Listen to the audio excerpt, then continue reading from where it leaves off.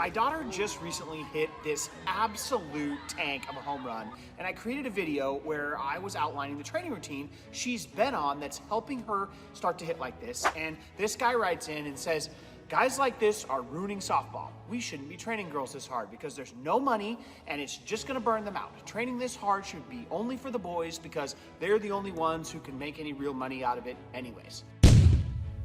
So here's why I think this is horse advice. Because maybe, and hear me out here as this might be a tough concept for some, what if training hard at softball could teach you more important things than just how to get an athletic scholarship, huh? Like, let's take self-confidence, for example.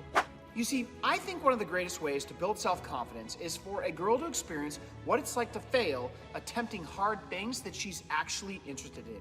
That at first she does not have the strength or the skill to overcome, but then through a lot of hard work ends up facing that same hard thing down the road and ends up overcoming it. Who ends up growing more self-confidence? The person who goes through that process and overcomes, or the person who doesn't put in the extra work to grow and is just normal?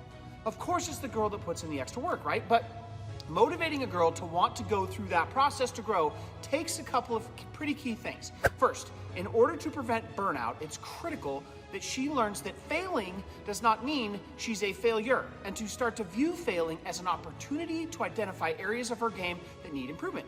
But that's dangerous father-daughter territory, right? As what daughter wants to be constantly told she's not doing things good enough from her dad? And this is where good practice design has to come in. My daughter is just like every other daughter out there who does not want their dad telling them what they're doing wrong every single time they train. So as her coach, I decided to take a completely different approach, and I let the environment tell her what's wrong, not me. When she was young, she had a very downward, choppy swing and wanted to hear nothing about it from me about how she needed to be more level. So instead of fighting her and potentially damaging our relationship, I used the competitive fire that she had for softball to set up a game with her brothers and sisters where we would set up a bunch of tees in the driveway and said, who wants to see who can hit the most wiffle balls on the roof today? She'd be super excited to play this game and very quickly realized after she started that she was getting smoked by all of her siblings because her balls were getting hammered straight into the ground with no shot of making it onto the roof because she had a downward choppy swing. But I just stood back and said nothing, lips sealed. And within a few minutes, she started to level out her swing and was banging line drives off the garage door because she got tired of seeing her balls being driven straight into the ground off of the tee and decided that she wanted to make a change, not something that I drove. The goal of the game changed her movement patterns, not her father's critiques. And now that she's older, we use other ways of doing this. If I think she's casting, we'll do things like throw her inside pitches on a machine and ask her to hit the ball without hitting a pool noodle that we've set up on the outside of the plate.